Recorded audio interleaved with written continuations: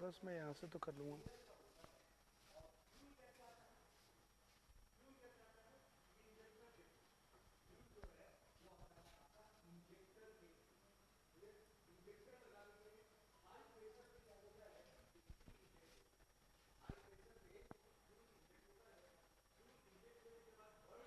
Hello students, welcome on Nimbus Learning powered by Engineers Academy. Myself Ranjit Kumar. Welcome to all. Good evening to all of you. सभी लोगों को मेरी तरफ से good evening. Dimple very good evening. और कौन कौन है भाई ऑनलाइन? ऑनलाइन कौन कौन है बताइए. ऑनलाइन कौन कौन है? Very good evening to all of you. Naveen good evening. Dimple good evening. आइए सर शुरू करते हैं आज की क्लास एक नए जोश और जुनून के साथ और देखते हैं आगे के क्वेश्चंस और फिर उसके बाद कुछ इंपॉर्टेंट चीज़ें अपन को लिखनी है उसको भी नोट डाउन करेंगे. ठीक है, तो आइए देर न करते हुए शुरू करते हैं अपनी क्लास और देखते हैं आज के इंपॉर्टेंट क्वेश्चंस. ठीक है, चलिए. कल हमने कौन से क्वेश्चन तक कर लिया था डिम्पल? डिम्पल हमने कौन सा क्वेश्चन कर लिया था?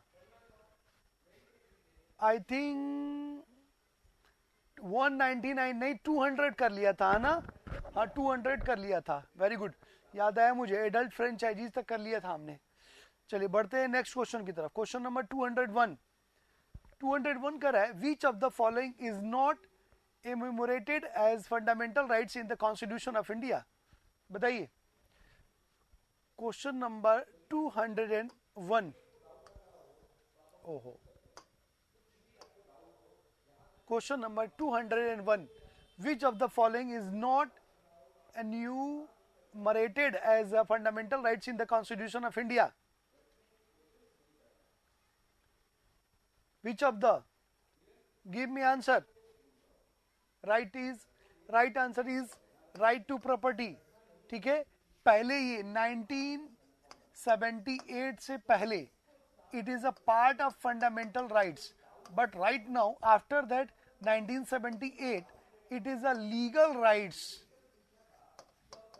ठीक है, it is a legal rights. किसमें? 300A में इसको ऐड किया गया है और ये लीगल राइट्स है. कौन सा अमेंडमेंट? तो 44th कॉन्स्टिट्यूशन अमेंडमेंट एक्ट 1978 के थ्रू इसको लीगल राइट्स बना दिया गया. तो right to property is not a fundamental rights, it's a legal rights. ठीक है, right to equality it is a fundamental rights. Right to freedom it is a fundamental rights. Right against exploitation it is a fundamental rights. ठीक है, तो right answer is C. Very good. चलिए next question की तरफ पढ़ते हैं. अगला question, question number 202. The right to vote in election to a parliament is a. Right to vote in a parliament, the right to vote in election to a parliament is a dash. बताइए. 202 का answer बताइए. 202 का 202 का बताओ answer. Give me answer. Right to vote in election and to a parliament, that is fundamental rights और that is natural rights, that is legal rights और none of these. Give me answer. Answer दो भाई. नवीन, डिम्पल, बस. और 4 लोग मुझे show हो रहे हैं, सिर्फ 2 लोग ही आंसर बता रहे हैं. क्या कहानी है भाई? और बाकी 2 लोग कौन है? हाँ रजनीश आ गए. Rajneesh good evening. यार शो तो करते हो तुम लोग, रिप्लाई नहीं करते. आने के साथ ही फटाफट सैल्यूटेशन करो और क्लास शुरू कर दो. ठीक है, तो आंसर दीजिए रजनीश. डिम्पल ने सी आंसर दिया है. नवीन योर आंसर. नवीन आपका आंसर क्या है? Give me answer. Dimple C के सामने क्वेश्चन मार्क क्यों लगा रही हो? You are right. Naveen wrong answer. Fundamental rights नहीं है राइट टू वोट का. फंडामेंटल राइट्स नहीं है, नेचुरल राइट्स भी नहीं है, इट्स अ लीगल राइट्स. ये एक कानूनी अधिकार है आपको दिया गया है वोट करने का. ठीक है, वोट करने का राइट फंडामेंटल राइट्स नहीं है. अगर फंडामेंटल राइट्स होता तो मान लीजिए वोट मैंडेटरी होता, आपको देना ही है. अगर नहीं देते तो कोई भी आपके खिलाफ कंप्लेन कर सकता था. तो it's not a fundamental rights, it's a legal rights. कानूनी अधिकार है, आपको कानून ने ये राइट दिया है, लॉ ने, कि आप वोट कर सकते हैं अगर आप 18 ईयर्स का एज क्रॉस कर चुके हैं। तो अगर आप 18 ईयर्स का एज क्रॉस नहीं किया आपने तो आपको ये राइट्स नहीं है।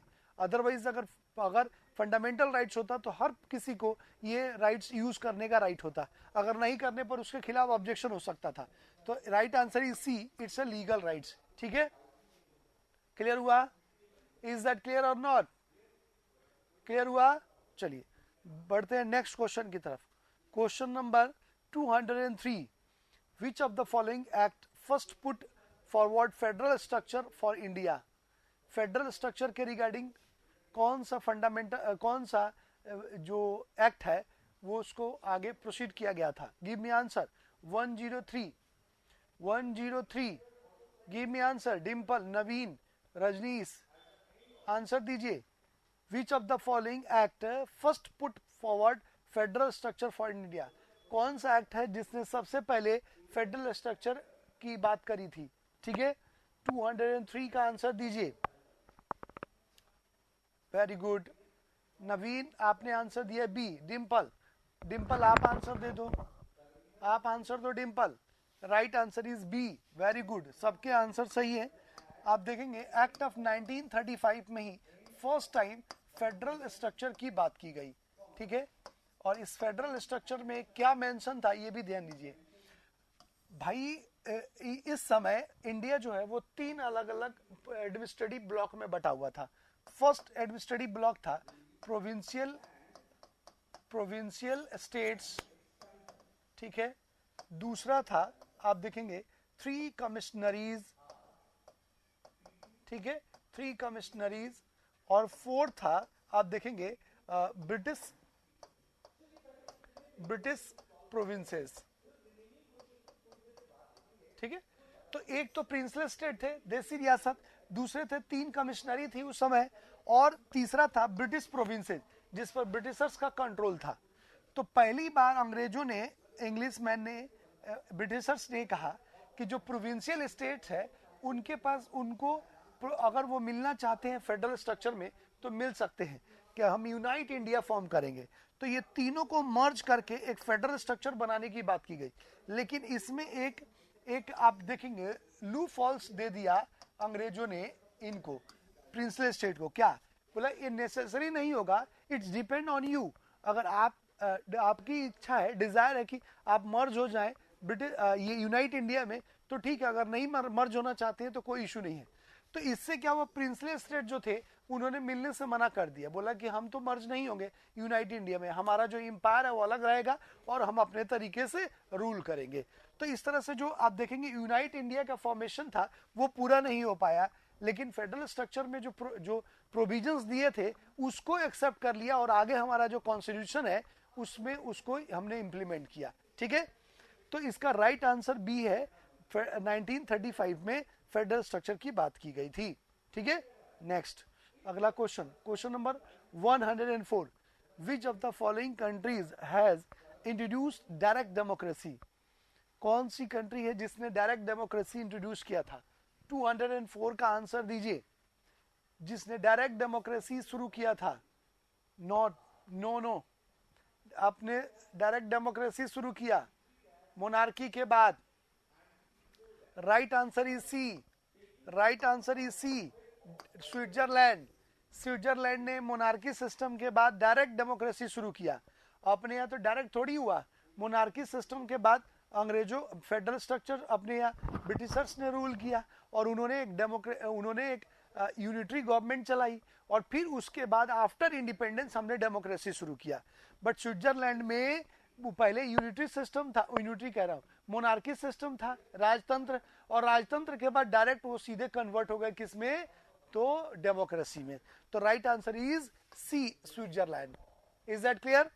चाइना में आप जानते हैं, चाइना में कम्युनिस्ट गवर्नमेंट है, कम्युनिस्ट, वहां पर डेमोक्रेसी नहीं है।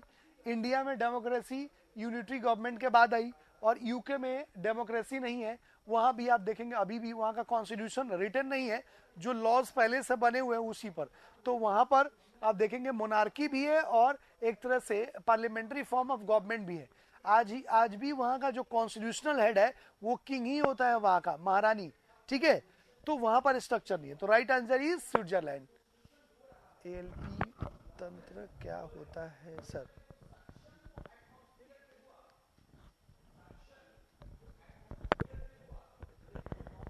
एएलपी तंत्र क्या होता है बताऊंगा अभी, पहले इसको एक बार समझ लीजिए, ठीक है? उसके बाद बढ़ते हैं नेक्स्ट क्वेश्चन की तरफ। अगला question, who was appointed as the vice president of constituent assembly of India? Vice president कौन था कॉन्स्टिट्यूएंट असेंबली का? आंसर दो, गिव मी आंसर। एएलपी बताओ भाई, who was the vice president या vice chairman of constituent assembly of India? बोलो, Dimple, Rajneesh, Naveen, answer दीजिए। Give me answer, give me answer, answer दो।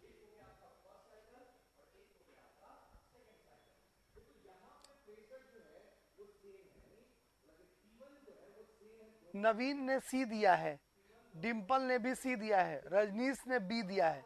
अब देखिए यहां पर कुछ फैक्ट्स बता रहा हूं, उस फैक्ट्स को कभी मत भूलना, ध्यान रखना, एग्जाम में पूछा जाता है। पहला फर्स्ट फैक्ट,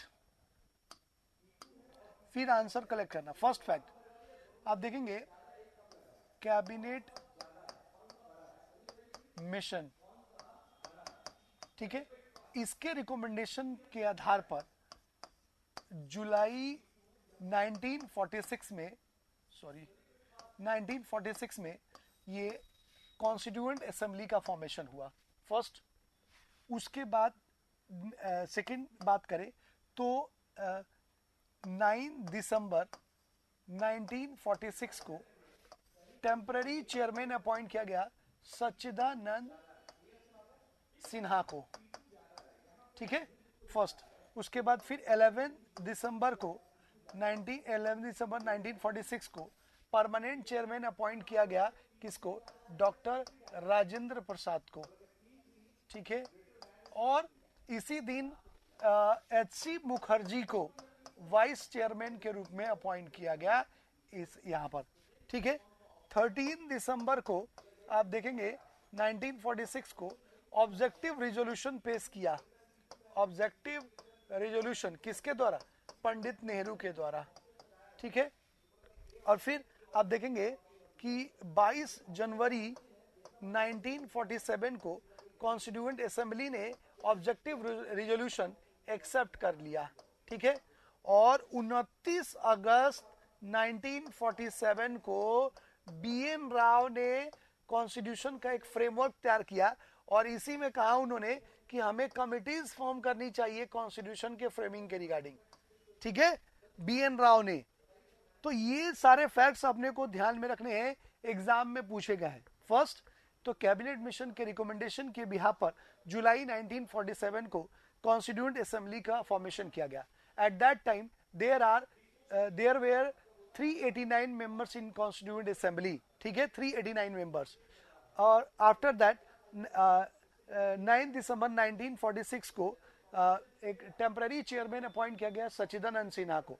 उसके बाद आफ्टर 2 डेज 11 दिसंबर 1946 को कॉन्स्टिट्यूएंट असेंबली का permanent chairman doctor Rajendra Prasad को और वाइस चेयरमैन डॉक्टर एच.सी. मुखर्जी को अपॉइंट किया गया। और आफ्टर दैट 13 जनवरी को ऑब्जेक्टिव रिजोल्यूशन पेश किया पंडित जवाहरलाल नेहरू ने कि हमारा ऑब्जेक्टिव क्या हो, और वो ऑब्जेक्टिव उन्होंने इंडिपेंडेंस, इक्वालिटी और फेटर्निटी फ्रेंच रिवॉल्यूशन से लिया था और उसी को इंट्रोड्यूस किया था। उस पर स्टडी होने के बाद 22 जनवरी को कॉन्स्टिट्यूएंट असेंबली ने एक्सेप्ट कर लिया उस ऑब्जेक्टिव रिजोल्यूशन को और कहा कि इसी के बिहाफ पर हम अपना कॉन्स्टिट्यूशन फ्रेमिंग करेंगे।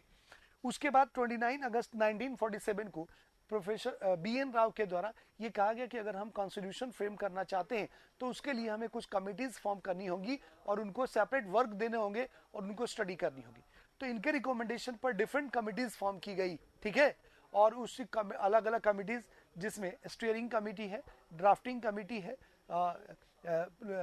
प्रोविंशियल कमेटी है, प्रोविंशियल यूनियन कॉन्स्टिट्यूशन कमेटी है, प्रोविंशियल कॉन्स्टिट्यूशन कमेटी है, फ्लैग कमेटी है, इस तरह की कमेटीज फॉर्म की गई और उन कमेटीज को काम दिया गया और उन्होंने 2 years 11 months और 18 days वर्क किया.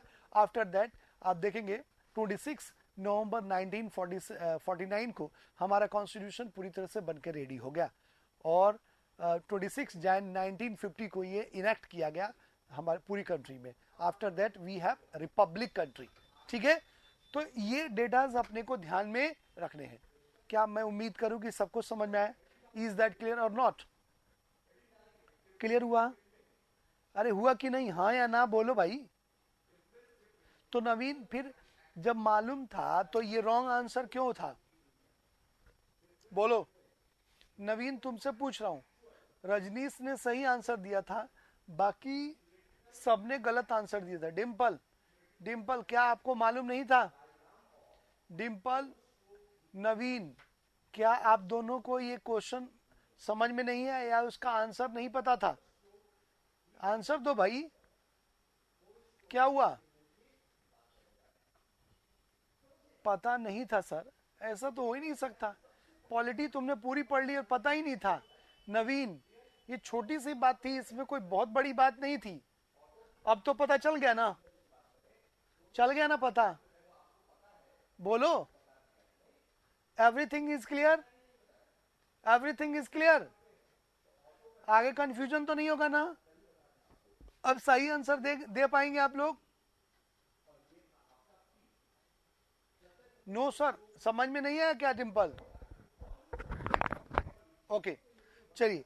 तो ये डेटाज आप ध्यान रखिएगा और फिर उसके बाद अब नो कंफ्यूजन. Very good. चलिए बढ़ते हैं नेक्स्ट क्वेश्चन की तरफ. Question number 206. Article 1 in the constitution of India describe India as. Article 1 India को किस रूप में डिस्क्राइब करता है? क्वेश्चन नंबर 206 का आंसर दीजिए. 206. All are very good, all are right. सभी राइट है. एक आ गया, अ यूनियन ऑफ स्टेट. भारत को राज्यों का संघ कहा गया है.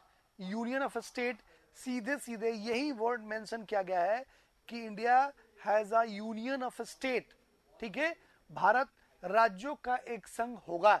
तो right answer is a, union of states. ठीक है, नेक्स्ट क्वेश्चन की तरफ आगे बढ़ते हैं. Question number 207. 207 क्या कह रहा है? Which of the following official documents is related with India. बताइए कौन सा डॉक्यूमेंट है जो ऑफिशियल डॉक्यूमेंट माना जाता है इंडिया गवर्नमेंट का? ऑफिशियल डॉक्यूमेंट माना जाता है. 207 बताइए. ऑफिशियल डॉक्यूमेंट 207 का answer. Right answer is a. White paper जो है ये ऑफिशियल डॉक्यूमेंट माना जाता है. इस व्हाइट पेपर पर ही आप देखेंगे गजेटियर तैयार किया जाता है, स्टैंपिंग होती है. तो अपने जो भी गवर्नमेंट ऑफिशियल डॉक्यूमेंट्स होते हैं वो सारे के सारे व्हाइट पेपर्स पर होते हैं और उन्हीं पर आप देखेंगे ये सारे डिक्लेरेशन दिए होते हैं. ठीक है, और उस पर स्टैंपिंग की जाती है. तो right answer is a, white paper. ठीक है, चलिए नेक्स्ट बढ़ते हैं अगले क्वेश्चन की तरफ. Question number 208. Which of the following is not among the fundamental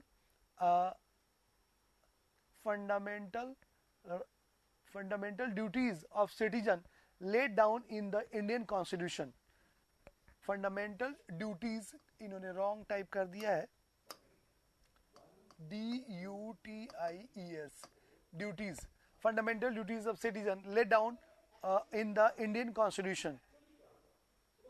बताइए कौन सा? विच of the following is not a fundamental duties.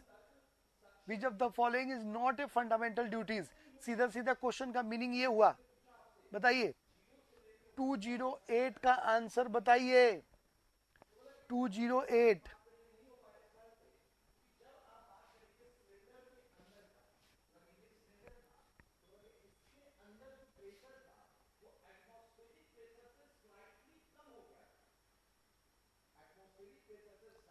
Give me answer.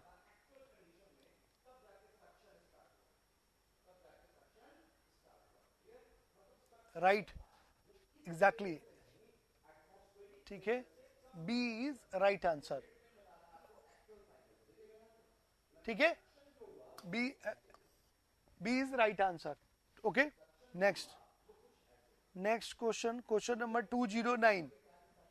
Who presides over the Lok Sabha if neither the speaker nor the deputy speaker is available. अगर speaker भी available नहीं हो, deputy speaker भी available नहीं हो, तो उस condition में लोकसभा का चेयरमैन कौन होगा, कौन प्रिजाइड करेगा. Who is the chairman of Lok Sabha if absent of speaker of Lok Sabha or deputy speaker of Lok Sabha. Give me answer. 209. Give me answer. Dimple, wrong answer. Naveen, wrong answer. Nahin, Naveen is right. Dimple, wrong answer. Right answer is D. Right. Oh.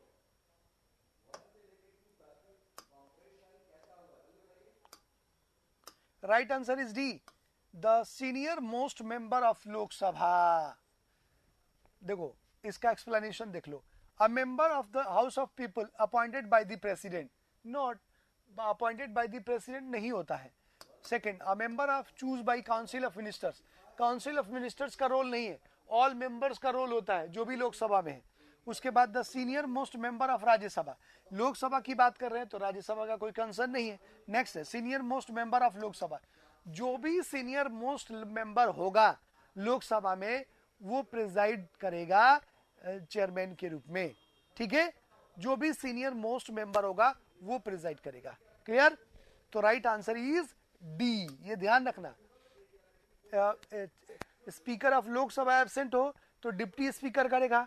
Deputy speaker नहीं हो तो जो senior most member होगा वो chairman बनेगा और वो lead करेगा लोकसभा को. ठीक है, क्लियर हुआ?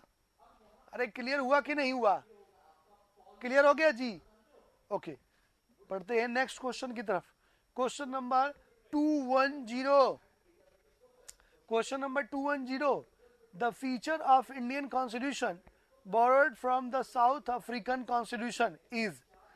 बताइए 210 का आंसर बताइए. राइट.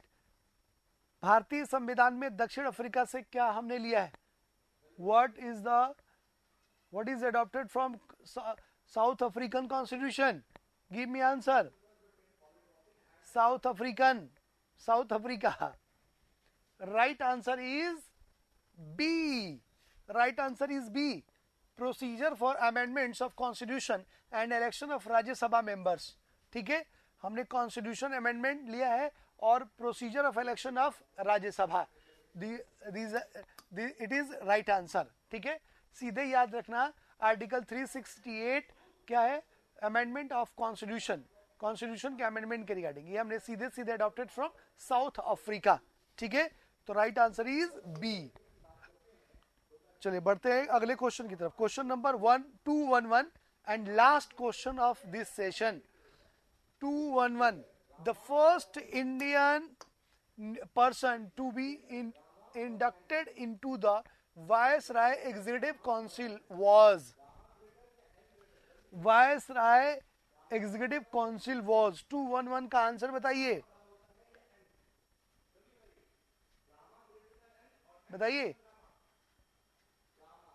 Wrong answer Dimple.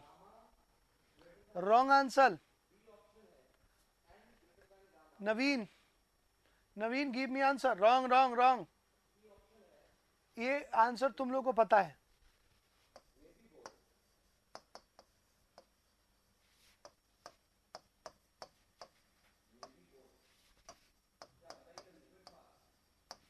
इनका नाम नहीं सुना है? सत्येंद्र प्रसाद सिन्हा. सत्येंद्रनाथ टैगोर नहीं, Satyendra Prasad Sinha was first member who appointed Viceroy Executive Council. Right answer is C. ये स्पेलिंग गलत, प्रसन्नो लिख दिया है, ये प्रसाद है. Satyendra Prasad Sinha. Right answer is C. Satyendra Prasad Sinha first member है जिनको वायसराय की काउंसिल में अपॉइंट किया गया था. Is that clear? अरे क्लियर हुआ कि नहीं, बोलो। क्लियर? ये ध्यान रखना है अपने को। Satyendra Prasad Sinha was first member who appointed in the executive council of viceroy. ठीक है, सत्येंद्र प्रसाद सिन्हा। क्लियर? चलिए, ये तो हो गई भाई साहब अपने लास्ट क्वेश्चन, और ऑलमोस्ट हमने कुछ 500 के करीब में क्वेश्चंस किए हैं। वो सारे के सारे क्वेश्चंस आज खत्म हुए। ठीक है, तो अब हम लोग बात करेंगे कुछ इंपॉर्टेंट फैक्ट्स पर, जो कल आपने कही थी कि सर एक बार इसको आप नोट डाउन करा देना। ठीक है, तो आज हम लोग उस पर एक बार बात कर लें कि क्या क्या। तो सबसे पहले आपने कहा था कि सर सोर्स ऑफ कॉन्स्टिट्यूशन, यही बात हुई थी ना, कि सोर्स ऑफ कॉन्स्टिट्यूशन जो है वो अपने को एक बार लिखने हैं। तो आइए हम लोग बात कर ले जिन जिन पॉइंट्स पर अपने को लिखना है। तो सबसे पहले हम देखते हैं सोर्सेज ऑफ कॉन्स्टिट्यूशन, मतलब संविधान के स्रोत। ठीक है, इसको हम बोलते हैं संविधान के स्रोत। तो आइए इनको एक एक करके हम लोग इसको नोट डाउन करते हैं और देखते हैं। मैं बोल दूं या फिर तुम लोग, या बोर्ड पर लिखूं, बताओ मुझे, बोलूं या बोर्ड पर लिखूं? बोलिए, बोलूं या बोर्ड पर लिखूं? बोल दीजिए डिंपल। चलो लिखो, लिखो। पहला लिखेंगे, पहला फर्स्ट लिखिए अमेरिका। अमेरिका लिखिए, अमेरिका लिखिए, फर्स्ट अमेरिका। हेलो, हेलो, हाँ जी, तो दे दो हैं। एक मिनट, एक मिनट रुकना। 923334 2334। किसको दे रहे हो आप? ठीक है, ओके।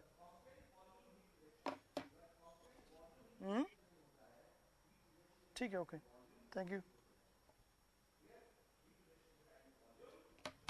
चलिए, ओके। तो सबसे पहले लिखेंगे यूएसए, अमेरिका। लिखिए, अमेरिका में लिखो सबसे पहले। लिखेंगे अमेरिका में सबसे पहले फर्स्ट फंडामेंटल राइट्स, मौलिक अधिकार। लिखिए, लिख रहे हैं ना? फंडामेंटल राइट्स, मौलिक अधिकार। फंडामेंटल राइट्स, मौलिक अधिकार। ओके, सेकंड लिखिए supremacy of constitution. Supremacy of constitution, Hindi में संविधान की सर्वोच्चता। हिंदी में संविधान की सर्वोच्चता। मैं यार लिख देता हूं, इतना बोलने में तुम लोग पता नहीं लिखोगे, देख नहीं पाता हूं ना मैं। लिख दूं क्या या बोलूं? हो गया, चलो। तीसरा लिखेंगे, तीसरा तीसरा लिखेंगे इंडिपेंडेंट जुडिशियरी। इंडिपेंडेंट जुडिशियरी, स्वतंत्र न्यायपालिका। इंडिपेंडेंट जुडिशियरी, स्वतंत्र न्यायपालिका। नवीन कह रहा है लिख दीजिए सर। चलो ठीक है, मैं लिख देता हूं, लिख देता हूं मैं, कंफ्यूजन ही दूर हो जाएगा। सबसे पहले फर्स्ट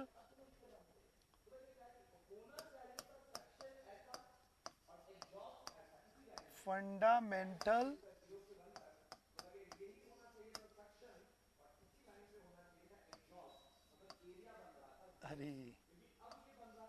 राइट्स। इसको हिंदी में भी लिख देता हूं, तुम लोगों को दिक्कत नहीं। मौलिक अधिकार। सेकंड है फंडामेंटल राइट्स के बाद इंडिपेंडेंट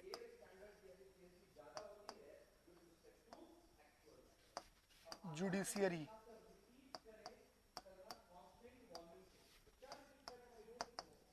स्वतंत्र न्यायपालिका। तीसरा सुपर, ठीक है, ठीक है, फोर्थ जुडिशियल रिव्यू, न्यायिक पुनरावलोकन। ठीक है, न्यायिक पुनरावलोकन लिख रहे हो, हिंदी में भी लिख दिया मैंने भाई। फोर्थ सुपरमेसी ऑफ कॉन्स्टिट्यूशन, न्यायपालिका, सॉरी, संविधान की सर्वोच्चता।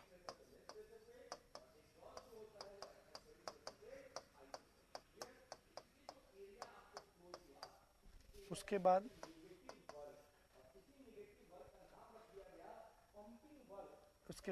Elected president and impeachment. ठीक है, एंड वाइस प्रेसिडेंट, मतलब निर्वाचित राष्ट्रपति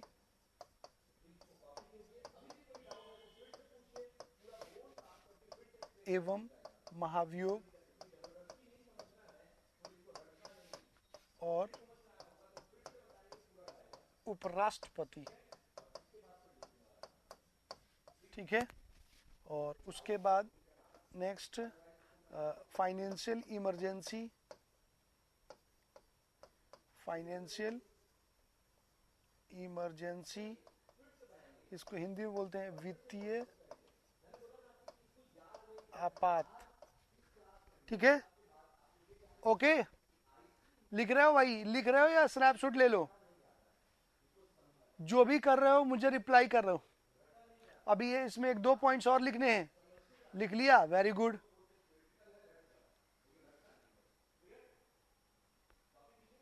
नवीन स्नैपशॉट ले लो, बहुत टाइम लगेगा लिखने में।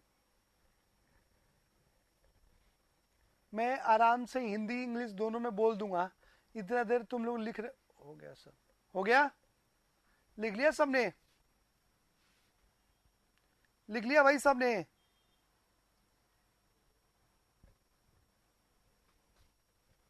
हो गया, साथ साथ ही लिख रहे हैं सर। ओके, चलिए एक और पॉइंट्स लिखेंगे आप इसमें। Elimination process of supreme court and high court जजेस, उच्चतम न्यायालय एवं उच्च न्यायालय के न्यायाधीशों को हटाने की विधि। Elimination process of supreme court and high court जजेस, सर्वोच्च न्यायालय एवं उच्च न्यायालय के न्यायाधीशों को हटाने की विधि। लिख लिया इसको, प्लीज राइट डाउन। डिंपल हो गया, लिख लिया ये पॉइंट, लिख लिया, यस और नो बोलो, लिखा कि नहीं। ओके, चलिए चलिए, अब सेकेंड कंट्री का नाम लिखेंगे, अगला लिखेंगे, अगली कंट्री का नाम लिखो, कनाडा, कनाडा।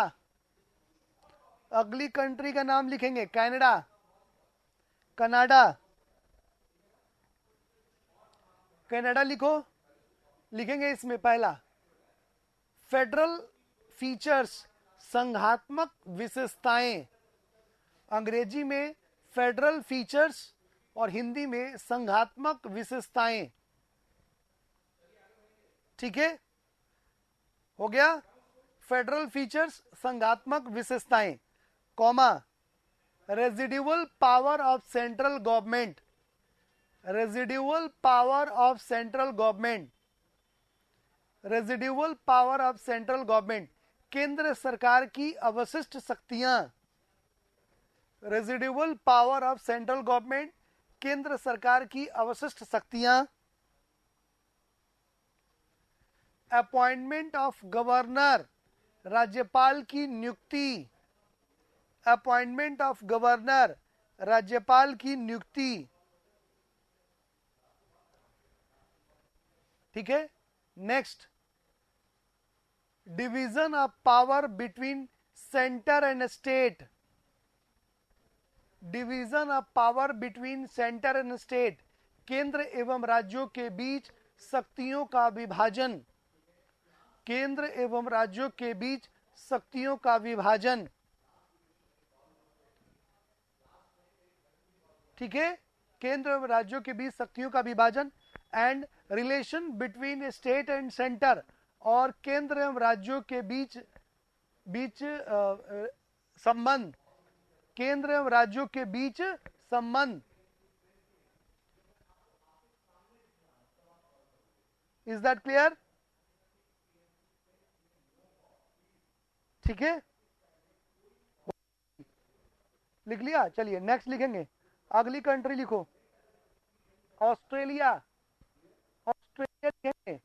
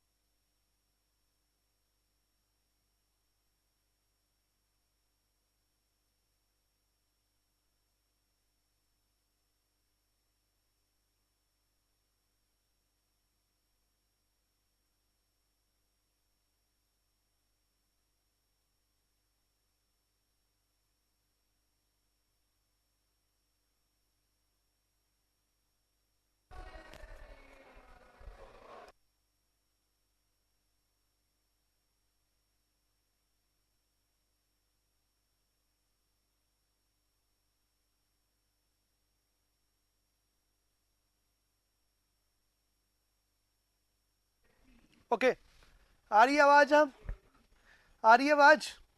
यस। चलिए देखिए, ऑस्ट्रेलिया लिख लिया, लैंग्वेज ऑफ प्रियम्बल, प्रस्तावना की भाषा, लिख लिया। चलो नेक्स्ट लिखेंगे, दूसरा पॉइंट, लैंग्वेज ऑफ प्रियम्बल के बाद लिखेंगे प्रोविजन ऑफ कंकरेंट लिस्ट, समवर्ती सूची का प्रावधान, प्रोविजन ऑफ कंकरेंट लिस्ट, समवर्ती सूची का प्रावधान, प्रोविजन ऑफ कंकरेंट लिस्ट, समवर्ती सूची का प्रावधान, समवर्ती सूची का प्रावधान, प्रोविजन ऑफ कंकरेंट लिस्ट, हो गया। ओके, नेक्स्ट तीसरा पॉइंट लिखेंगे, पार्लियामेंट्री प्रिविलेजेस, संसदीय विशेषाधिकार, पार्लियामेंट्री प्रिविलेजेस, संसदीय विशेषाधिकार, पार्लियामेंट्री प्रिविलेजेस, संसदीय विशेषाधिकार, ठीक है, हो गया, लिख लिया भाई? ओके, चलिए अब लिखेंगे आयरलैंड, आयरलैंड लिखेंगे, तीसरा देश, आयरलैंड, आयरलैंड लिखो। आयरलैंड में लिखेंगे directive principle of state policy, राज्य के नीति निदेशक सिद्धांत, directive principle of state policy, राज्य के नीति निदेशक सिद्धांत, directive principle of state policy, राज्य के नीति निदेशक सिद्धांत। ओके, कॉमा, कॉमा देंगे और फिर दूसरा पॉइंट लिखेंगे, कॉमा देके, directive principle of state policy के बाद electoral board of the president, electoral board of the president, राष्ट्रपति के निर्वाचक मंडल की व्यवस्था, provision of electoral board of the president, राष्ट्रपति के निर्वाचक मंडल की व्यवस्था, ठीक है। ठीक है, नेक्स्ट लिखेंगे नॉमिनेटेड मेंबर, नॉमिनेट 12 नॉमिनेटेड, नहीं ऐसे लिखो, nominated members of Rajya Sabha by the President, nominated member of Rajya Sabha by the President, राष्ट्रपति द्वारा राज्यसभा सदस्यों का मनोनयन, राष्ट्रपति द्वारा राज्यसभा के सदस्यों का मनोनयन, राष्ट्रपति द्वारा राज्यसभा के सदस्यों का मनोनयन, nomination of Rajya Sabha members by the president. ठीक है, इज दैट क्लियर? हो गया। चलिए नेक्स्ट लिखेंगे ब्रिटेन, ब्रिटेन लिखेंगे। नेक्स्ट नेक्स्ट लिखिएगा ब्रिटेन, ब्रिटेन में लिखेंगे पहला पार्लियामेंट्री फॉर्म ऑफ गवर्नमेंट, संसदीय शासन प्रणाली, पार्लियामेंट्री फॉर्म ऑफ गवर्नमेंट, संसदीय शासन प्रणाली। ठीक है, कॉमा सिंगल सिटीजनशिप, एकल नागरिकता, सिंगल सिटीजनशिप, एकल नागरिकता, सिंगल सिटीजनशिप, एकल नागरिकता, कॉमा लॉ मेकिंग प्रोसीजर, विधि निर्माण की प्रक्रिया, लॉ मेकिंग प्रोसीजर, विधि निर्माण की प्रक्रिया। ठीक है, विधि निर्माण की प्रक्रिया, लॉ मेकिंग प्रोसीजर। हो गया, ओके। नेक्स्ट नेक्स्ट कंट्री का नाम लिखिएगा जर्मनी, जर्मनी लिखेंगे,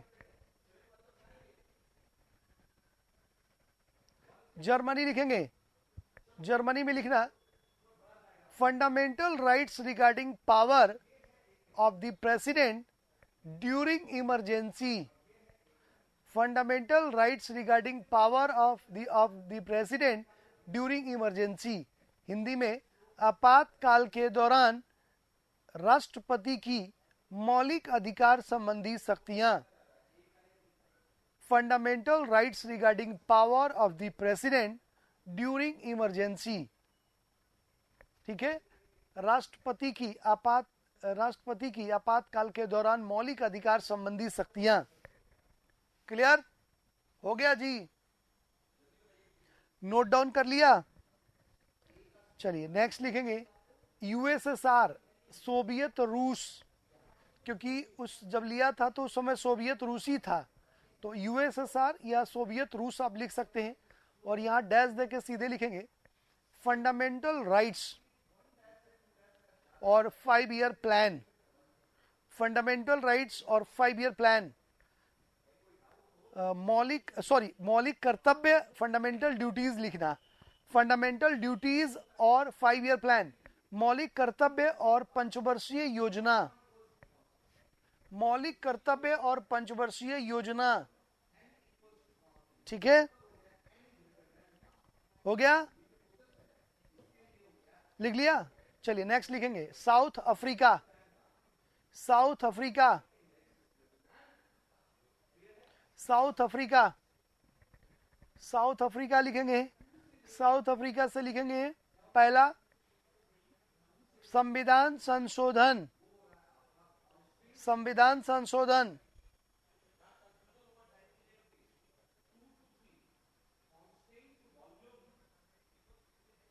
ठीक है, नेक्स्ट नेक्स्ट कंट्री का नाम लिखेंगे Japan, Japan due process of law, विधि द्वारा स्थापित प्रक्रिया, ड्यू प्रोसेस ऑफ लॉ, विधि द्वारा स्थापित प्रक्रिया, ड्यू प्रोसेस ऑफ लॉ, विधि द्वारा स्थापित प्रक्रिया।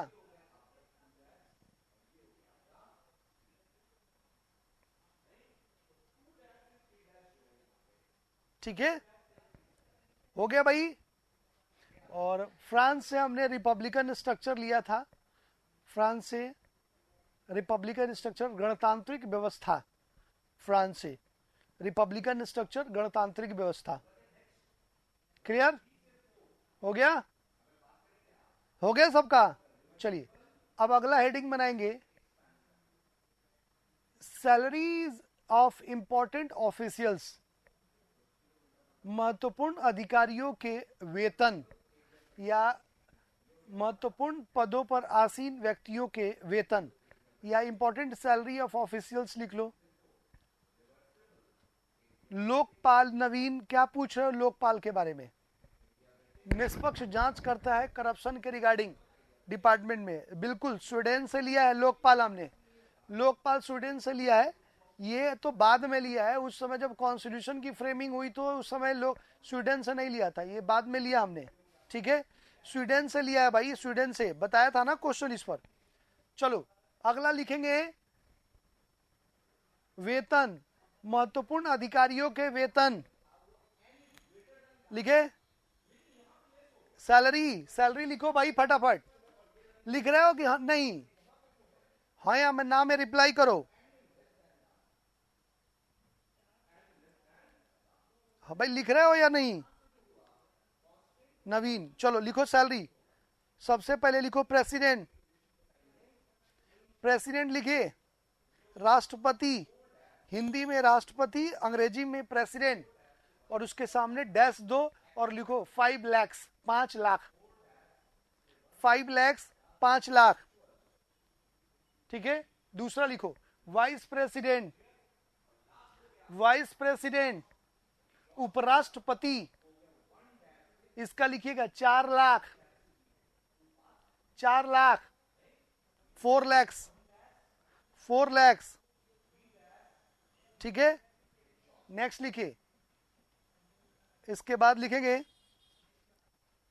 वाइस प्रेसिडेंट के बाद प्राइम मिनिस्टर, प्राइम मिनिस्टर, प्रधानमंत्री 2,80,000, 2,80,000।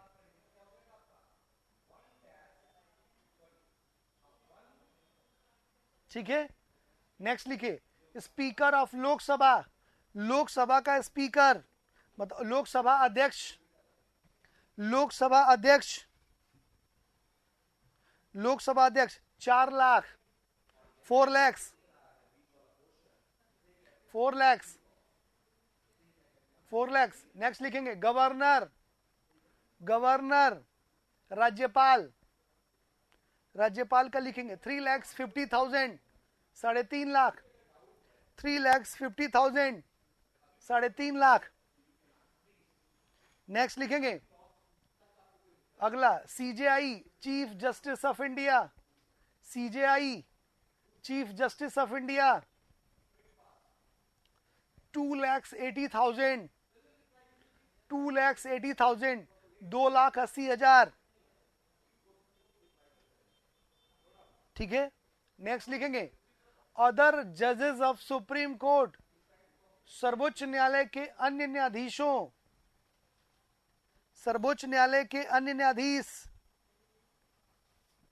2.5 लाख, 2,50,000, 2,50,000 सुप्रीम कोर्ट के अदर जजेस की सैलरी है। नेक्स्ट लिखेंगे चीफ जज ऑफ हाई कोर्ट, उच्च न्यायालय के मुख्य न्यायाधीश, चीफ जज of high court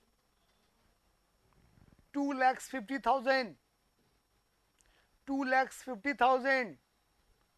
next other जजेस ऑफ हाई कोर्ट, उच्च न्यायालय के अन्य न्यायाधीश 2,25,000, 2,25,000।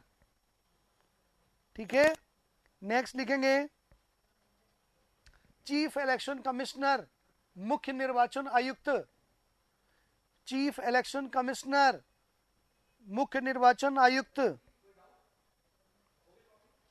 2,50,000, 2,50,000, 2.5 लाख।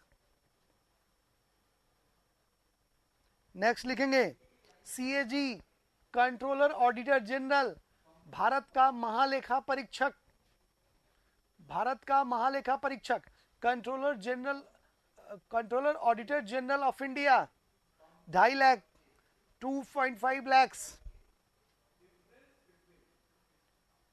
नेक्स्ट अटॉर्नी जनरल, महान्यायवादी, अटॉर्नी जनरल, महान्यायवादी 2,50,000, 2.5 लैक्स,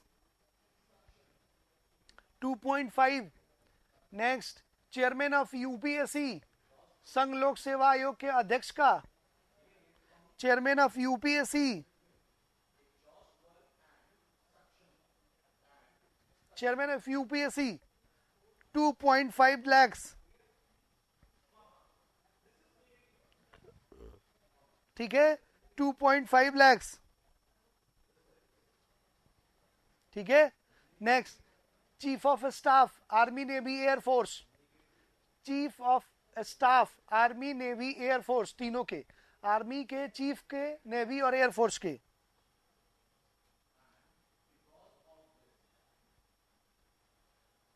2.5 lakhs।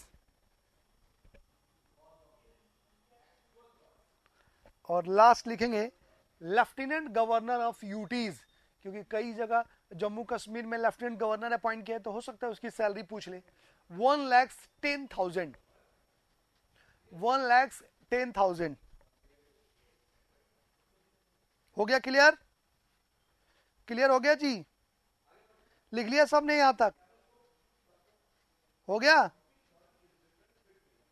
चलिए अब लिखेंगे अगला पॉइंट, अगला हेडिंग बनाएंगे, वरीयता क्रम, hierarchy order of important officials, hierarchy order of officials, प्रमुख वरीयता क्रम। लास्ट के दोनों मैंने बोले हैं, एक तो बोला है चीफ ऑफ आर्मी स्टाफ, ठीक है, मतलब चीफ ऑफ आर्मी नहीं, चीफ ऑफ डिफेंस, मतलब आर्मी नेवी एयरफोर्स के जो चीफ होते हैं ना, उनकी सैलरी।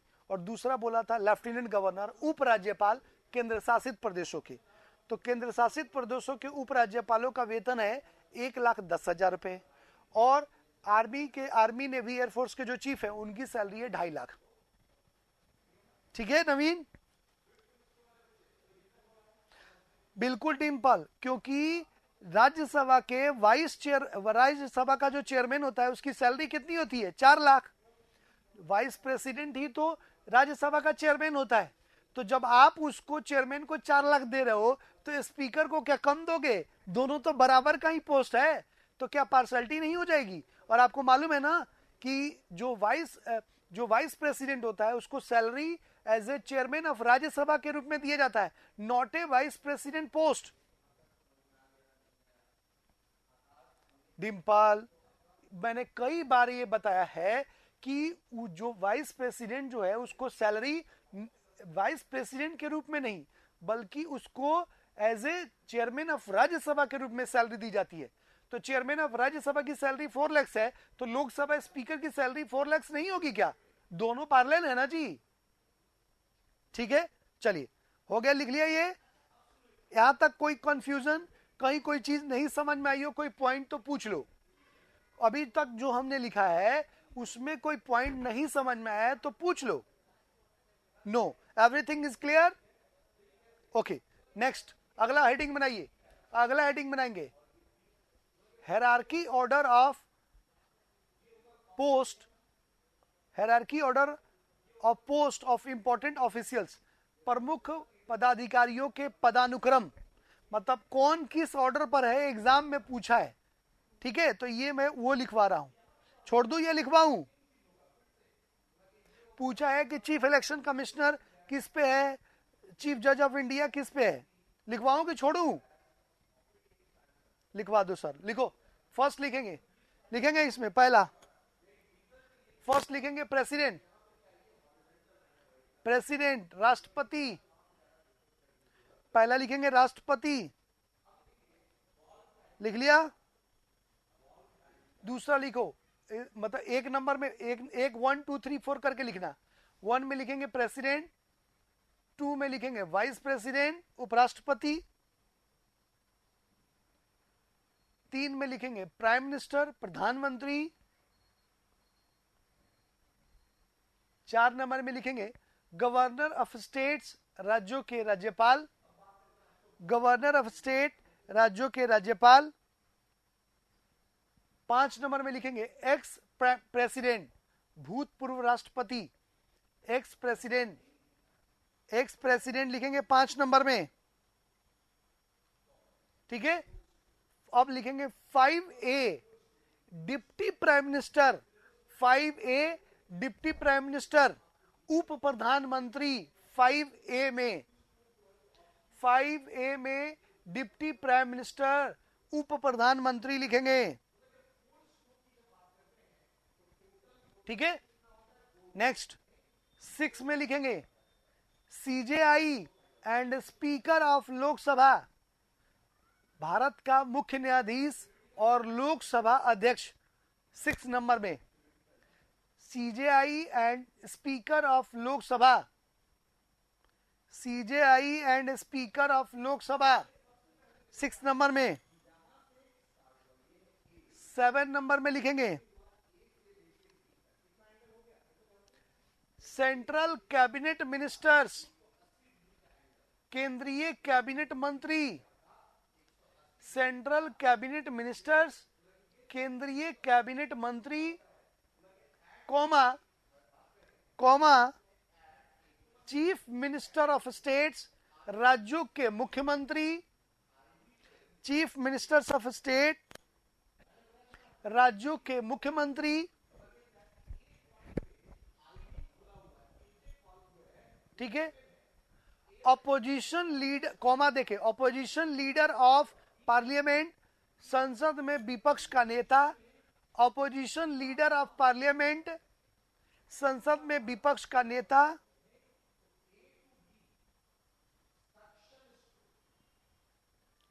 ठीक है। एक्स प्राइम मिनिस्टर, पूर्व प्रधानमंत्री, एक्स प्राइम मिनिस्टर, कॉमा, ये सब साथ में ही चल रहा है, अभी दूसरा नंबर नहीं बोला है मैंने, ठीक है। कॉमा देके लिखेंगे vice chairman of NITI Aayog, vice chairman of NITI Aayog, vice chairman of NITI Aayog, vice chairman of NITI Aayog, ठीक है, क्लियर हुआ। चलिए अब लिखेंगे 7A, 7A लिखो, अभी आगे और है ना। 7A में लिखेंगे honourable member of Bharat Ratna, Bharat Ratna सम्मानित व्यक्ति, honourable member of Bharat Ratna 7A में, ठीक है। 7A में honourable member of Bharat Ratna, ठीक है। 8 नंबर में लिखेंगे, 8 नंबर एम्बेसडर, राजदूत, एम्बेसडर, राजदूत,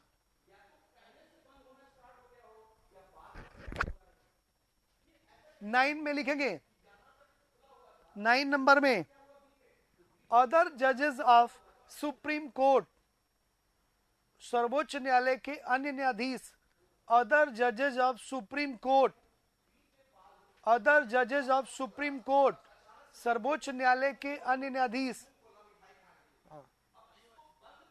हाँ बैटरी कम हो कर लिया, ठीक है।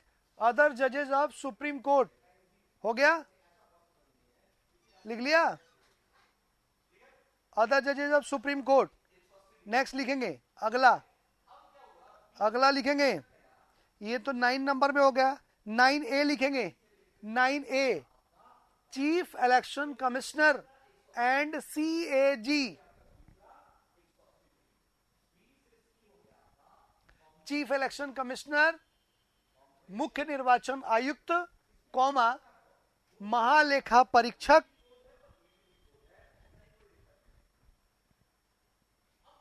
ठीक है। 10 में लिखेंगे, 10 में वाइस चेयरमैन ऑफ राज्यसभा, 10 में लिखेंगे vice chairman of Rajya Sabha, vice chairman of Rajya Sabha, comma deputy speaker of Lok Sabha, Lok Sabha का उपाध्यक्ष,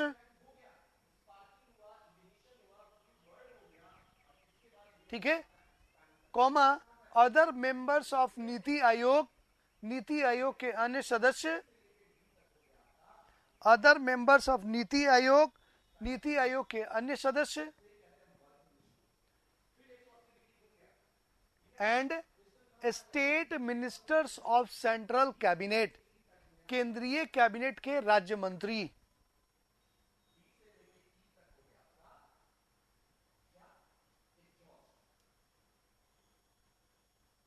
ठीक है, क्लियर हो गया जी? हो गया,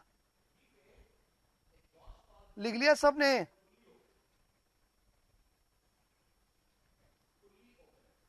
स्टेट मिनिस्टर्स, देखो क्या होता है ये पूछ रहे हो। ये कैबिनेट जो है उसको ये 3 लेवल पर बांटा गया है। फर्स्ट होता है ये कैबिनेट मिनिस्टर, ये होता है स्टेट मिनिस्टर, और ये होता है सब मिनिस्टर। ये मैंने बता रखा है तुम लोगों को, ठीक है। कैबिनेट मिनिस्टर हेड होता है, इसके वर्कलोड को कम करने के लिए स्टेट मिनिस्टर अपॉइंट किया जाता है, इसके वर्कलोड को कम करने के लिए सब मिनिस्टर होता है, ठीक है। अब इन तीनों को मिला दो और प्लस पीएम जोड़ दो तो ये हो जाएगा काउंसिल ऑफ मिनिस्टर्स, और सिर्फ इनको और प्लस पीएम जोड़ दो तो ये हो गया कैबिनेट। तो हमारे कॉन्स्टिट्यूशन में काउंसिल ऑफ मिनिस्टर मेंशन है, कैबिनेट नहीं। कैबिनेट वर्ड पॉपुलर हुआ इंदिरा गांधी के काल में, क्योंकि ऑलमोस्ट जो मेजर डिसीजंस हैं वो कैबिनेट ही लेती है, मेजर डिसीजंस ये है। तो सभी मिनिस्ट्री में नहीं है ये हायरार्की ऑर्डर, किसी किसी मिनिस्ट्री में जिससे वर्कलोड ज़्यादा है, जैसे डिफेंस मिनिस्ट्री है, होम मिनिस्ट्री है, फाइनेंस मिनिस्ट्री है। फाइनेंस मिनिस्टर में निर्मला सीतारमन है, और एक ठाकुर साहब वो स्टेट राज्य मंत्री हैं, वो जो बीसीसीआई के पहले चेयरमैन थे ठाकुर, और अनुराग क्या नाम है, क्या नाम है, अनुराग ठाकुर है क्या, तो वो ठाकुर साहब है स्टेट मिनिस्टर। क्लियर? हाँ, अनुराग ठाकुर ही है नाम बंदे का। तो स्टेट मिनिस्टर मतलब इनके वर्कलोड को कम करने के लिए स्टेट मिनिस्टर्स अपॉइंट किए जाते हैं। Is that clear? क्लियर हुआ जी? अरे हुआ कि नहीं हुआ? चलिए अगला हेडिंग बनाओ। अगला हेडिंग बनाएंगे लिस्ट ऑफ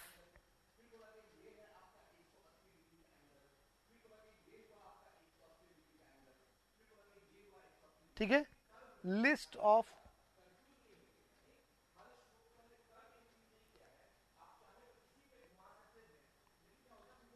लॉ, कानून के विषय।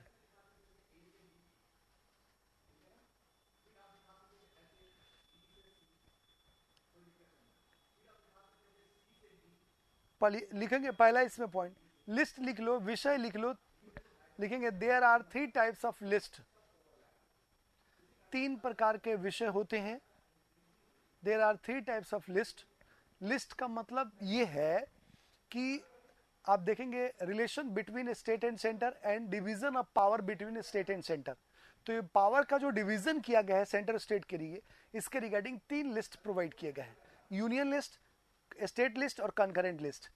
यूनियन लिस्ट में जो सब्जेक्ट शामिल है उस पर सिर्फ और सिर्फ सेंट्रल गवर्नमेंट लॉ फॉर्म कर सकती है।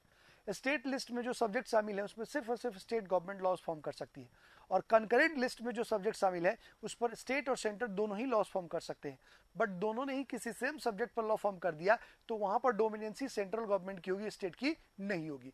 तो इन लिस्ट में क्या क्या चीजें शामिल है, how much subjects included in the subject, ये हम लोग में लिख रहा है। तो बेसिक मेजर मेजर जो चीजें हैं जो एग्जाम्स में पूछी जाती हैं वो मैं आपको राइट डाउन करा रहा हूं, ठीक है। चलिए पहला लिखेंगे लिस्ट में विषय, पहला लिखेंगे union list. Union list Hindi में संघ सूची, हिंदी में संघ सूची लिखेंगे, हिंदी में संघ सूची लिखेंगे, ठीक है। इसके सामने डैश देके लिखो 100 सब्जेक्ट, 100 विषय हैं, 100 सब्जेक्ट, डैश देके लिखना 100 सब्जेक्ट, 100 विषय हैं, ठीक है। लिख लिया 100 सब्जेक्ट हो गया। इसमें सामने लिख लो, इसके नीचे या सामने अगर जगह हो तो, कि only can central government, only central government can form laws, केवल केंद्र सरकार कानून बना सकती है। Only central government can form laws, सिर्फ केंद्र सरकार कानून बना सकती है, ठीक है। लिख लिया? हो गया जी? अरे हुआ कि नहीं, हाँ या ना? ओके, दूसरा लिखो, दूसरा पॉइंट, स्टेट लिस्ट, राज्य सूची, स्टेट लिस्ट, राज्य सूची। Only state government can form laws, सिर्फ राज्य सरकार कानून बना सकती है। अच्छा, इसके सामने पहले वो सब्जेक्ट लिख लो, कितने हैं सब्जेक्ट लिखे इसके? 61, 61, 61 सब्जेक्ट। और फिर तब लिखना only state can form law, केवल राज्य सरकार कानून बना सकती है। एक्सेप्शन में वो और है 249 वाला, ठीक है? लिखवाऊंगा अभी डिंपल, इसके नीचे सेपरेट करके लिखवाऊंगा ताकि याद रहेगा। यहां पर तो सिर्फ ये पता रहे कितने सब्जेक्ट हैं, इसके नीचे लिखवाऊंगा मैं सब्जेक्ट, कुछ जो इंपॉर्टेंट सब्जेक्ट है, ठीक है? चलो लिखो, अगला लिखेंगे, कंकरेंट लिस्ट, समवर्ती सूची, कंकरेंट लिस्ट, समवर्ती सूची। 52 लिखना है इसके सामने, 52 subjects, 52 subjects. Central and state government can form law, केंद्र एवं राज्य सरकार कानून बना सकती है।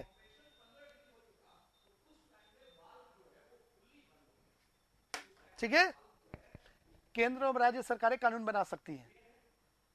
ओके, चलिए अब लिखो नीचे यूनियन लिस्ट, संघ सूची या संघ के विषय, यूनियन लिस्ट ऑफ सब, यूनियन लिस्ट लिखो, यूनियन संघ सूची लिख लो और उसके सामने डैश देके कॉमा दे दे के लिखना कि कौन कौन से मेजर सब्जेक्ट्स हैं जो पूछे जाते हैं।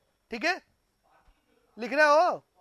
संघ सूची लिख के उसके सामने डैश देके सब्जेक्ट का नाम लिख रहे हैं अपन लोग। पहला लिखो, पहला लिखेंगे डिफेंस, रक्षा, संघ सूची में लिखिए रक्षा, डिफेंस, कॉमा इंटरनेशनल ट्रीटी, अंतरराष्ट्रीय संधि, इंटरनेशनल ट्रीटी, अंतरराष्ट्रीय संधि, कॉमा एटॉमिक पावर, परमाणु शक्ति, कॉमा एटॉमिक पावर, परमाणु शक्ति, कॉमा कस्टम ड्यूटी, सीमा शुल्क, कस्टम ड्यूटी, सीमा शुल्क,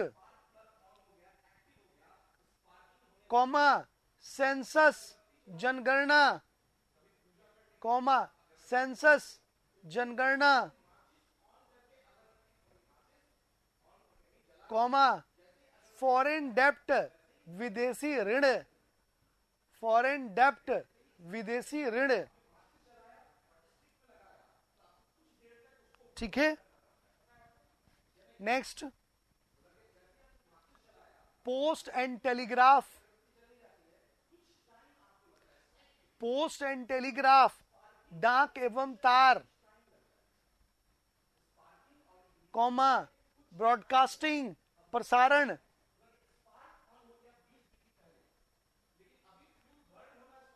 फॉरेन ट्रेड, विदेशी व्यापार, फॉरेन ट्रेड, विदेशी व्यापार,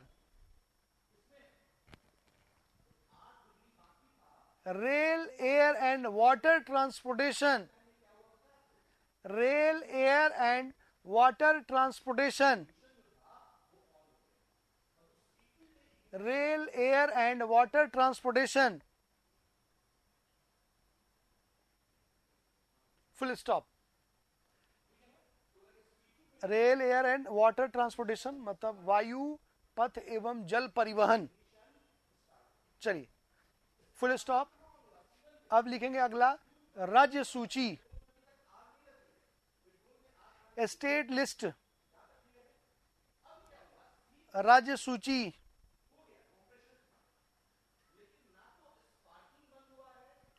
ठीक है, राज्य सूची में लिखिए एग्रीकल्चर, अच्छा हाँ, बैंकिंग भी है नवीन, बैंकिंग भी लिख लो।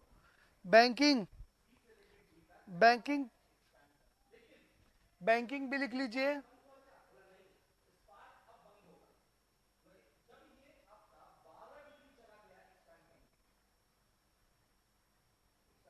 लिखो अगला, अगला लिखेंगे राज्य वाला, एग्रीकल्चर, कृषि,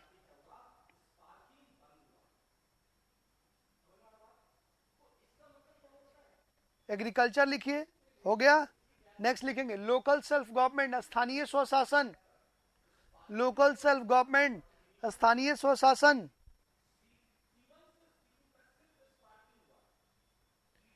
पब्लिक हेल्थ, लोक स्वास्थ्य, पब्लिक हेल्थ, लोक स्वास्थ्य। जेल, कारागार, पुलिस, पुलिस,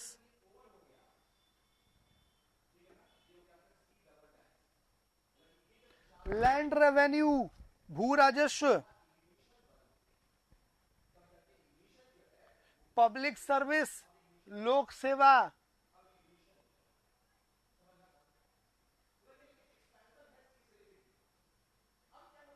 ठीक है। नेक्स्ट, सेल परचेज, क्रय विक्रय, सेल परचेज, क्रय विक्रय। इरिगेशन, सिंचाई, इरिगेशन, सिंचाई।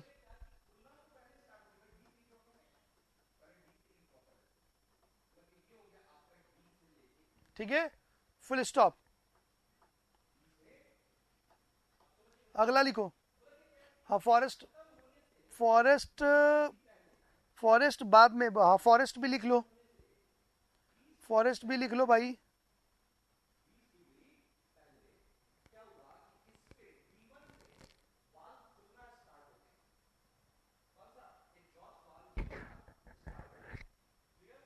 ठीक है, चलिए अगला लिखेंगे, कंकरेंट लिस्ट, फॉरेस्ट नवीन दोनों में है, कंकरेंट और कंकरेंट लिस्ट में है फॉरेस्ट। पहले ये स्टेट लिस्ट में था, बाद में इसको कंकरेंट लिस्ट में शामिल किया गया। तो फॉरेस्ट अभी नहीं लिखना है, वो मैं कंकरेंट लिस्ट में लिखवाऊंगा। ये पहले स्टेट लिस्ट में था, बाद में निकाल के इसको कंकरेंट लिस्ट, समवर्ती सूची में शामिल कर दिया गया। लिखो, अगला लिखेंगे कंकरेंट लिस्ट, समवर्ती सूची, समवर्ती सूची लिखेंगे। पहला लिखो, इसमें फॉरेस्ट लिख लो, वन, वन, न्यूज़पेपर, समाचार पत्र, एजुकेशन, शिक्षा, एजुकेशन, शिक्षा,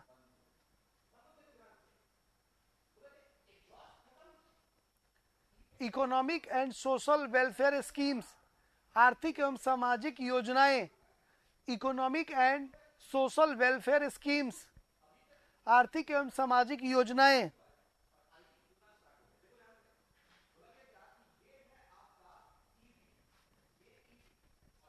फैमिली प्लानिंग, परिवार नियोजन, परिवार नियोजन, family planning, comma, population control, जनसंख्या नियंत्रण,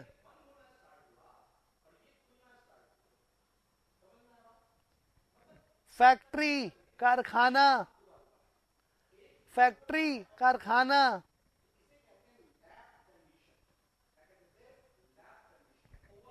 नेशनल वाटरवे, राष्ट्रीय जलमार्ग।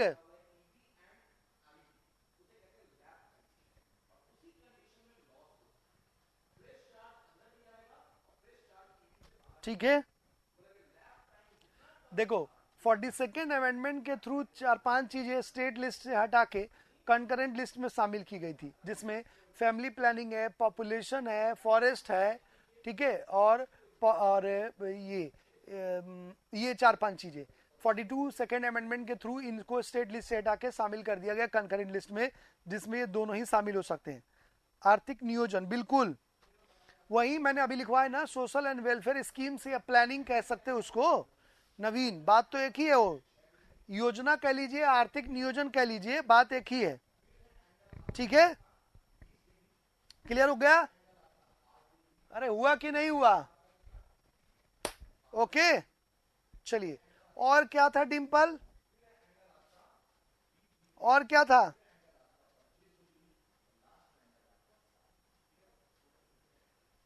बोलो, और क्या था भाई? और क्या था नवीन?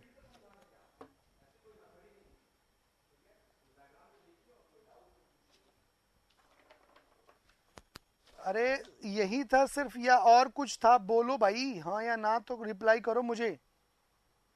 और क्या था?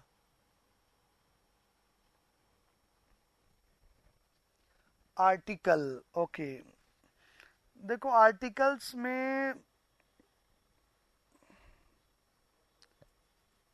आर्टिकल्स लिखवाने की बजाय ज़्यादा अच्छा रहेगा कि मैं उसकी तुम लोगों को पीडीएफ दे दूं। ठीक है, पीडीएफ। तो उसमें अब मान लो लिखवाऊंगा, उसमें 4-5 मतलब 6-7 10-12 आर्टिकल्स, उससे अच्छा लिख के प्रॉपर वो एक पीडीएफ में आपको दे दूं तो ज़्यादा अच्छा रहेगा। ठीक है, अच्छा। अमेंडमेंट में तुम लोग को मैं पूरा अमेंडमेंट में सिर्फ 2 चीज़ें लिखवाता हूँ, ध्यान रखना। पहला कि अमेंडमेंट कौन सा है, मतलब मान लो 15 है तो ये कब हुआ, ये मैं लिखवा रहा हूँ। ये आपके पास ऑलरेडी मिल जाएगा आपके नोटबुक में या कहीं भी, वहां से आपको पढ़ लेना है, और दिक्कत होगी तो मुझे पूछ लो, क्योंकि अगर मैं लिखवाऊंगा सारे अमेंडमेंट्स, मतलब उसमें क्या क्या चीजें की गई, तो बहुत टाइम लगेगा। तो सिर्फ मैं इंपॉर्टेंट अमेंडमेंट्स लिखवा देता हूँ नंबर वाइज। ठीक है, और नंबर वाइज कब हुआ और क्या है, मतलब जैसे 15, 17, 21, 24, 28, 48 ऐसे, और ईयर। और बाकी तुम उसमें से देख लेना, कोई दिक्कत होगी तो मुझे व्हाट्सएप पर पूछ लेना कि सर ये अमेंडमेंट ये लिखा हुआ है, मेरे को समझ में नहीं आ रहा है वो क्या है। ठीक है, तो ये अमेंडमेंट्स अपन इस तरह से कर लेते हैं।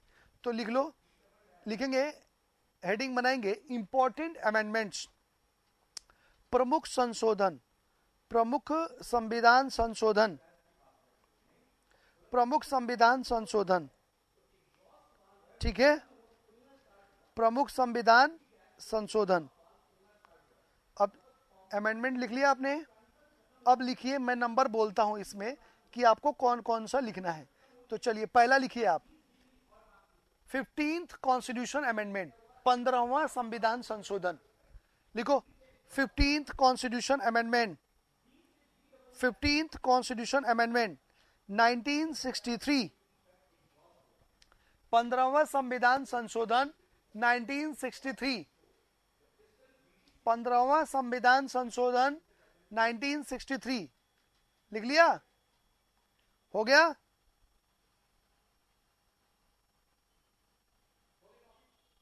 चलिए अगला लिखेंगे, 15 के बाद लिखेंगे आप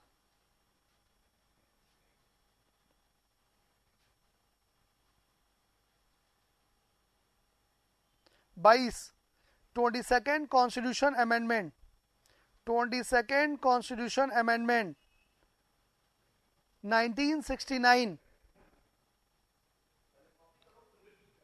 1969, 22वां संविधान संशोधन 1969। ठीक है, अगला लिखिए,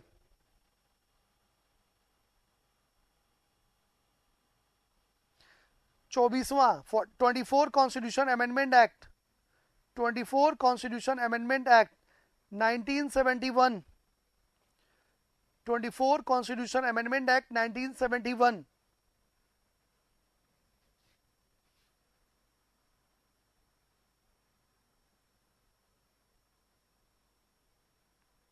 next,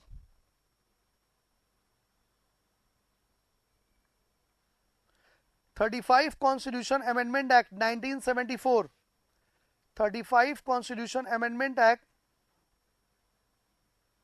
1975, 35 constitution amendment act 1975,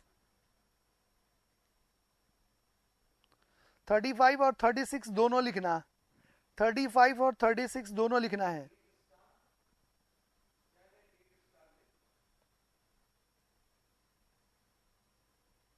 next 41 constitution amendment act, 41 constitution amendment act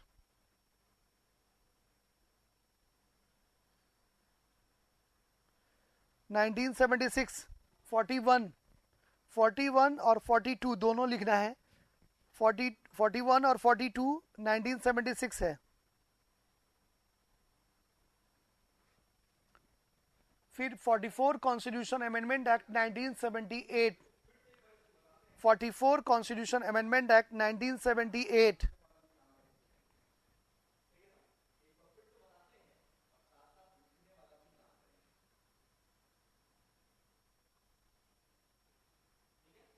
ठीक है।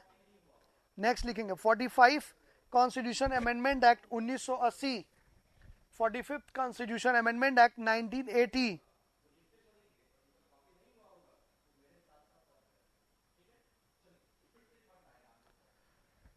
Next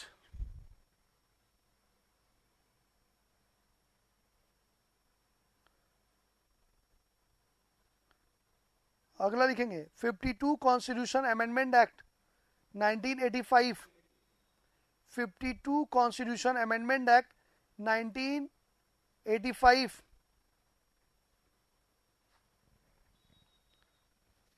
55 constitution amendment act, 55 constitution amendment act 1987, 55 constitution amendment act 1987,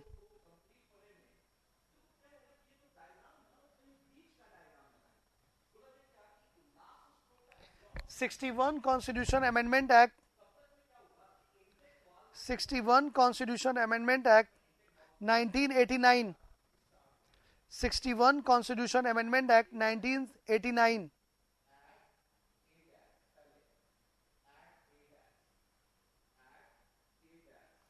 69 constitution amendment act, 69 constitution amendment act 1991, 69 constitution amendment act 1991,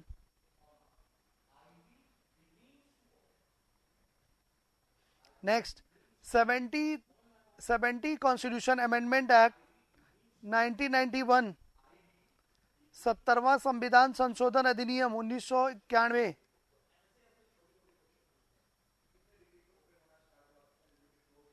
seventy three और 74 constitution amendment act 1992, 73 और 74 constitution amendment act 1992,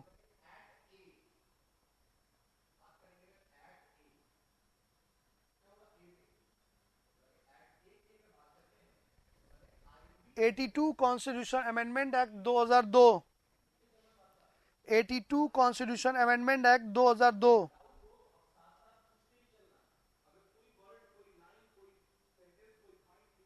82 constitution amendment act 2002, sorry 2000 लिखना, 2000 में तो ठीक है। Next लिखेंगे अगला 84 constitution amendment act, 84, 84 constitution amendment act 2001, 84 constitution amendment act 2001,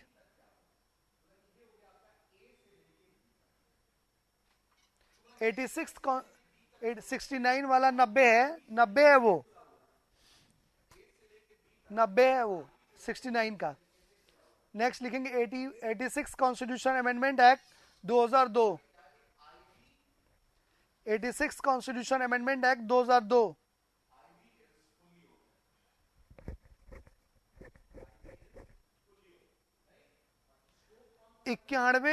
91 constitution amendment act 2003, 91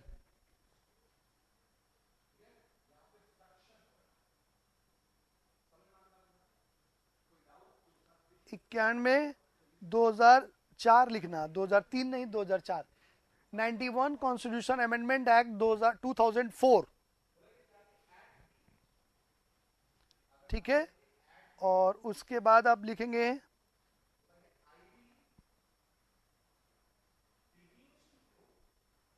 96 constitution amendment act, 96 constitution amendment act 2011, 96 constitution amendment act 2011।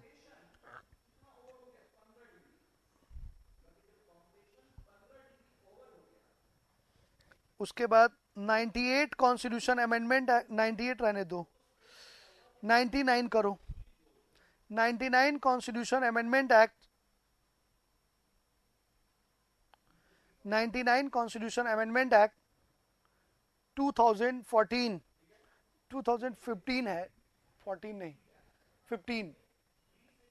99 constitution amendment act 2015। उसके बाद लिखेंगे 100 कॉन्स्टिट्यूशन अमेंडमेंट एक्ट, 100 2015।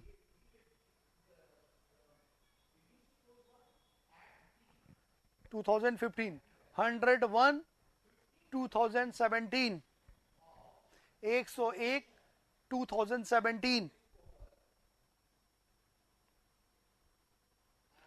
102 2018, 102 2018,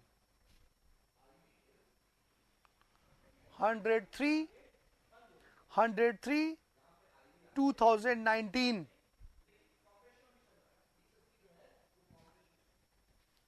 और 104 2020।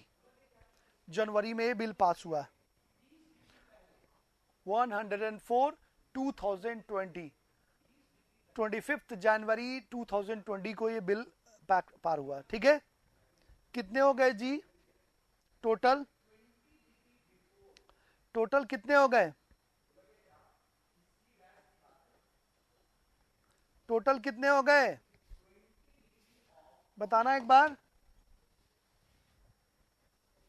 टोटल कितने हो गए जी? 26। ये 104 में जो 26 है ये आपके लिए मोस्ट इंपॉर्टेंट है।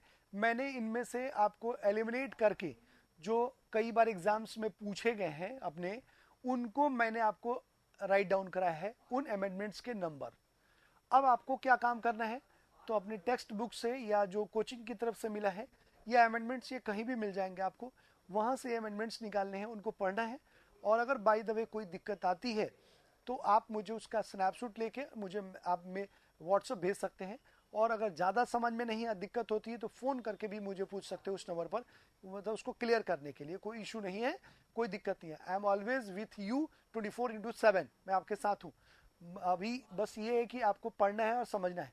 कहीं भी कोई चीज़ नहीं समझ में आती है, कोई दिक्कत आती है, इंग्लिश हिंदी कुछ भी इन सब्जेक्ट्स के रिगार्डिंग, हिस्ट्री पॉलिटी और इकोनॉमी, ये 3 सब्जेक्ट्स हैं जिन पर मेरी कमांड है और इन 3 सब्जेक्ट्स को मैं पढ़ाता हूँ। तो इनमें कहीं भी आपको कोई दिक्कत आती है तो मुझे व्हाट्सअप करके पूछ सकते हैं क्वेश्चन, कोई इशू नहीं है, आपको जवाब जरूर मिलेगा। और अगर नहीं मान लीजिए इंपॉर्टेंट है तो फ़ोन भी कर सकते हो कि सर इसका आंसर क्या होगा, अगर मुझे समझा दे, ठीक है। तो आई होप कि आप सभी के पास मेरा नंबर होगा, ठीक है। और सर आर्टिकल भी बता दो, इंपॉर्टेंट आर्टिकल यार बहुत सारे हैं, मतलब पार्ट में आर्टिकल्स तो वो मुझे लगता है कि 26 से ज़्यादा हो जाएंगे। तो वो आर्टिकल्स मैं पीडीएफ में दे दूंगा ना, तुम ध्यान उसमें लिख के वो लिखेंगे तो अपन बहुत टाइम खींच जाएगा नवीन, कोई मतलब नहीं है उसका, ठीक है।